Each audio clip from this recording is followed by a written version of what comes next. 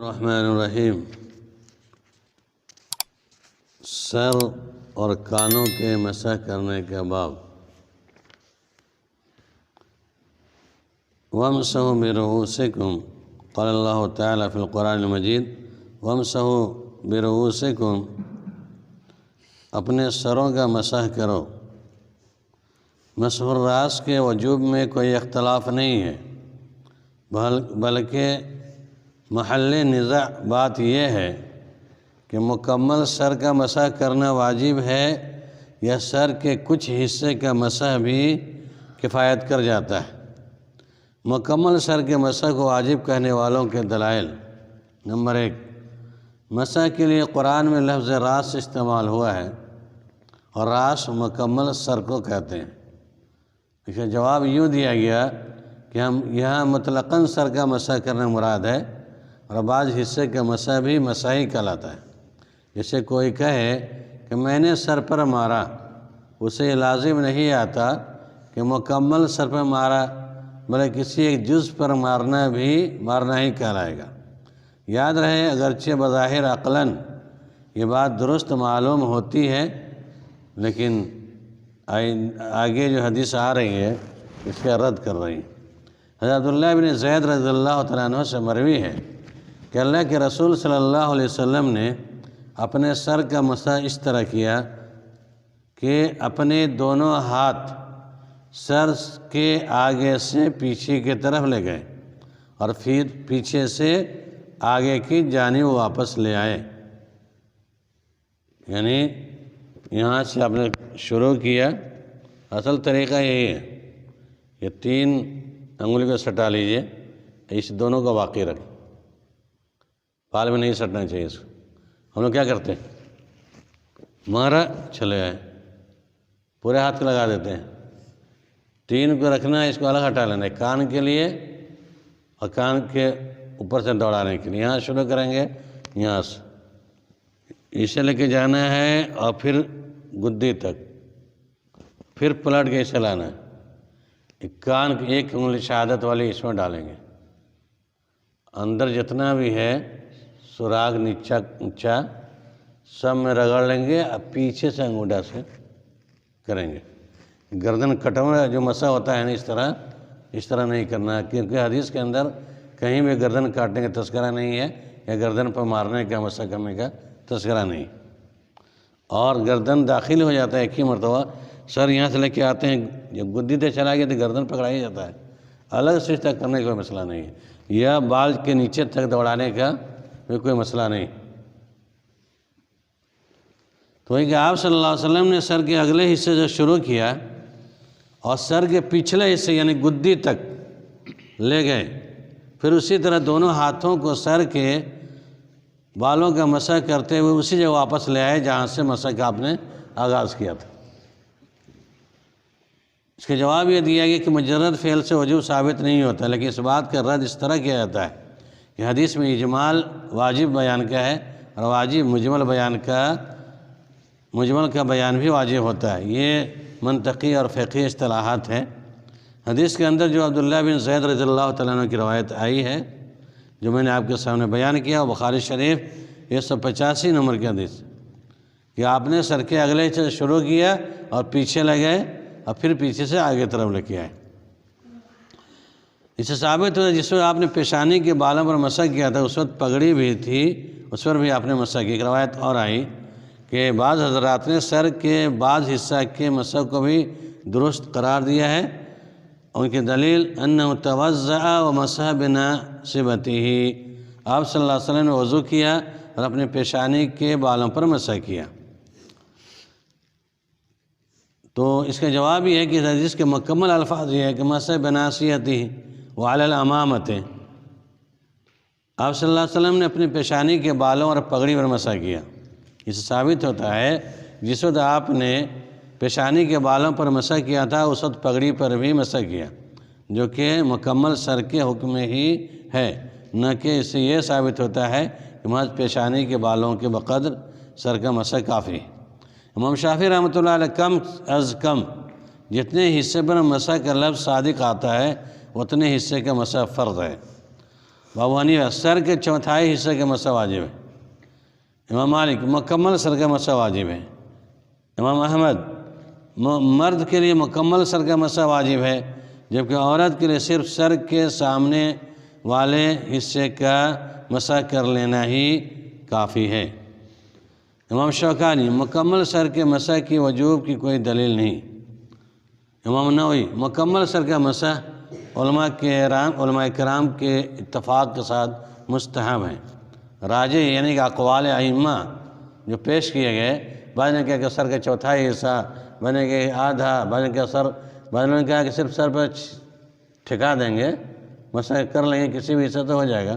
یہ مختلف اقوال ہیں، ٹھیک ہے، ائمہ کے اپنے اپنے اقوال ہیں، استدلال ہیں، لیکن ان سارے اقوال کے پیش نظر جو مکمل صحیح حدیث کے اندر جو عبارتیں آتی ہیں اور آئی ہیں، جو پیش کیا گیا یہ ہے کہ وہ یہ ہے کہ مکمل سر کا واضح ثبوت ہے، اس لیے راجح قول یہی ہے کہ مکمل سر کا مسح واجب ہے، کیونکہ کسی ایک حدیث میں بھی یہ نہیں ملتا کہ نبی صلی اللہ علیہ وسلم نے سر کے کچھ حصے پر مسح کیا۔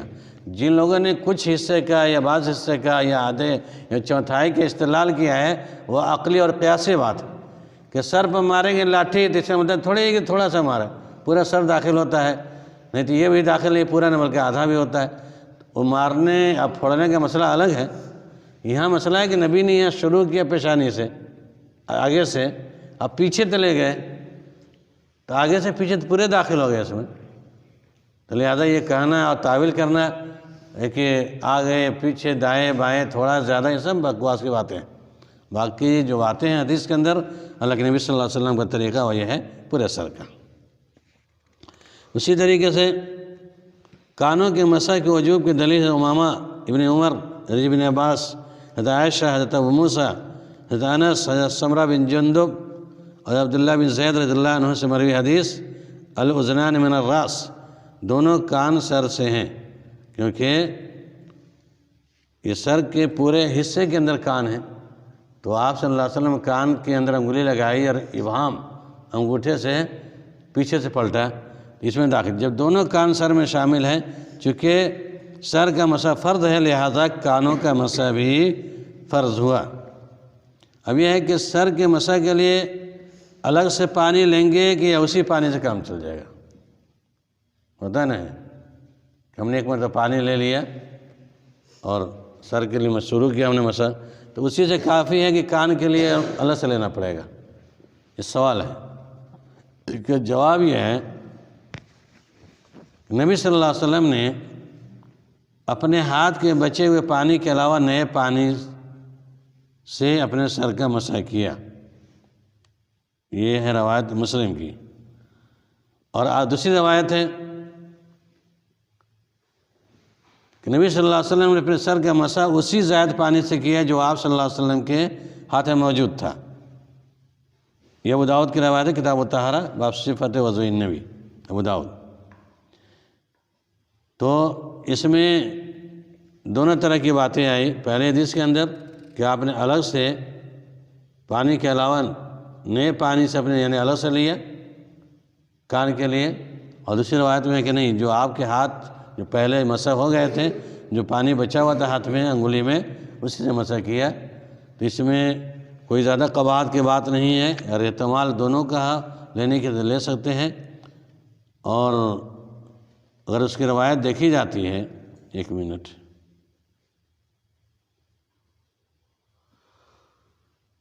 آگے باتیں آئیں گی انشاءاللہ کہ الگ سے پانی لینا ہے کہ نہیں، کوئی بات ہے۔ مختصراً جب دونوں کان سر میں شامل ہیں، تو چونکہ سر کا مسح فرض ہے، لہذا کانوں کا مسح فرض ہوا۔ اسی بنا پر نبی صلی اللہ علیہ وسلم سر کے ساتھ کانوں کا مسح کرتے تھے، جیسا کہ حدیث میں آپ صلی اللہ علیہ وسلم اپنے سر اور دونوں کانوں کا مسح کیا۔ کانوں کے مسح کا طریقہ حضرت عبداللہ بن عمر رضی اللہ تعالیٰ عنہ سے مروی ہے کہ آپ صلی اللہ علیہ وسلم اپنے سر کا مسح کیا اور اپنے ہاتھوں کی دونوں انگشت ہائے شہادت، دونوں انگشت شہادت یہ کانوں کے اندر داخل کیا اور اپنے انگوٹھوں سے کانوں کے باہر والے حصے کا مسح کیا، یعنی کہ کان میں جب داخل کریں انگلی تو یہ انگلی سے ہی، شہادت والی انگلی سے ہی اس میں گھمانا ہے، اور ابہام انگوٹھے کو کہتے ہیں یہ والے کو، اس کو پیچھے سے مسح کرنا ہے۔ دلیل کی حدیث ہے اپنے کان انگوٹھوں سے کانوں کے باہر والے حصے کا مسح کیا، یہ دلیل ہے ابو داؤد شریف کی روایت۔ کانوں کے لیے مسح کے لیے نیا پانی لینا، یہ عمل نبی صلی اللہ علیہ وسلم سے ثابت نہیں ہے۔ انہوں نے لکھا ہے اس حدیث کے اندر کہ کان کے لیے الگ سے پانی لینا، بلکہ جو زائد پانی تھا اسی سے کرنا چاہیے، بہتر یہی ہے۔ کیا مسح صرف ایک مرتبہ یا 3 مرتبہ ہے؟ وضو کی طرح وضو 3 مرتبہ کرتے ہیں نا، ہاتھ پیر چہرہ، تو مسح کے لیے 1 مرتبہ یا 3 مرتبہ؟ اس ضمن میں 2 مختلف احادیث ہیں۔ حضرت علی رضی اللہ عنہ سے مروی ہے کہ مسح براسی مرہ، انہوں نے 1 مرتبہ سر کا مسح کیا، پھر کہا میں نے یہ مناسب سمجھا کہ تمہیں رسول اللہ صلی اللہ علیہ وسلم کے وضو کا طریقہ بتلا دوں۔ یہ صحیح ترمذی کی روایت ہے۔ عثمان رضی اللہ تعالیٰ عنہ سے مروی ہے کہ نبی صلی اللہ علیہ وسلم نے 3 مرتبہ اپنے سر کا مسح کیا، یہ صحیح ابو داؤد کی روایت۔ حافظ حجر رحمۃ اللہ علیہ بیان کرتے ہیں کہ امام داؤد نے 2 سندوں سے روایت کیا، جن میں سے ایک کو 3 مرتبہ سر کے مسح کے متعلق حضرت عثمان رضی اللہ عنہ سے مروی حدیث میں صحیح کہا۔ واضح ہے کہ سیقہ کی زیادتی مقبول ہوتی ہے۔ ابن جوزی بھی کشف المشکل میں تکرار کی تصحیف طرح مائل ہیں۔ امام شافعی مسح بھی بقیہ اعضاء کی طرح 3 مرتبہ کرنا مستحب ہے۔ ابو حنیفہ، حسن بصری سر کے مسح میں تکرار مستحب نہیں۔ شوکانی انصاف اسی میں کہ 3 مرتبہ مسح کرنے کی احادیث درجہ اعتبار کو نہیں پہنچتی، لہذا صحیحین کی احادیث سے ثابت 1 مرتبہ ہی مسح کیا جائے گا، 3 مرتبہ نہیں۔ ابن حجر 3 مرتبہ مسح کی احادیث اگر صحیح ہوں تو ان کا معنی یہ ہوگا کہ جو شخص زیادہ مسح کرنا چاہے تو زیادہ 3 مرتبہ کر سکتا ہے، اور اس کا مطلب یہ نہیں کہ 3 مرتبہ مسح کرنا بہر صورت لازم ہے۔ راجح وضو میں 1 مرتبہ مسح کرنا واجب ہے، جبکہ 3 مرتبہ مسح کرنا حضرت عثمان رضی اللہ تعالیٰ عنہ سے مروی صحیح احادیث کی وجہ سے سنت مستحب ہے۔ البانی سے قائل ہیں 1 سے زیادہ مرتبہ مسح کرنا سنت ہے، واجب نہیں ہے، یعنی اسے آپ کبھی کر سکتے ہیں اور کبھی چھوڑ سکتے ہیں، اور ہدایت میں 3 مرتبہ مسح کرنا مشروع ہے۔ بہرحال وضو کے اندر بھی ہے کہ 1 مرتبہ سے اگر کفایت کر جائے تو کافی ہے آپ کے لیے، واجب نہیں کہ 3 مرتبہ ہی کریں۔ پیر کو، چہرے کو، ہاتھ کو، وہ ہے کہ اس میں زیادہ پانی پہنچانے کا مسئلہ ہوتا ہے، 1 مرتبہ سے کفایت نہیں کرے، کہیں باقی رہ جائے، اس لیے کہا گیا کہ 1 2 3 مرتبہ سے مسح کرتے ہیں، وضو کریں، اعضاء کو دھوئیں 3 مرتبہ، 4 مرتبہ نہیں دھونا ہے۔ 1 مرتبہ چل جائے گا، جواز ہے کہ دلیل ہے، 2 مرتبہ چلے بولے، 3 مرتبہ لاسٹ، 4 مرتبہ نہیں چلے گا۔ بہت سارے لوگ کو دیکھیں وضو کرے جا رہے ہیں، رگڑے جا رہے ہیں، ہاتھ کو مارے جا رہے ہیں، پانی مارے جا رہے ہیں، دھڑا دھڑ مارتے جائے گا۔ یہ طریقہ نہیں، 3 سے زیادہ نہیں ہونا چاہیے۔ 1 مرتبہ دھو لیا آپ نے، الحمدللہ ٹھیک ہے، وضو مکمل ہے آپ کا۔ 2 مرتبہ 3 مرتبہ اسی پہ قیاس کرتے ہوئے انہوں نے کہا سر کا مسح بھی 3 مرتبہ کریں تو چلے گا، کیونکہ اس میں کوئی قباحت نہیں، لیکن راجح قول یہی ہے کہ سر کا 1 ہی مرتبہ مسح کرنا چاہیے۔ انشاءاللہ مزید باتیں انشاءاللہ کل۔ اللہ رب العالمین ہمیں اور آپ کو صحیح طریقے سے وضو کرنے کی توفیق عطا فرمائے۔ آمین۔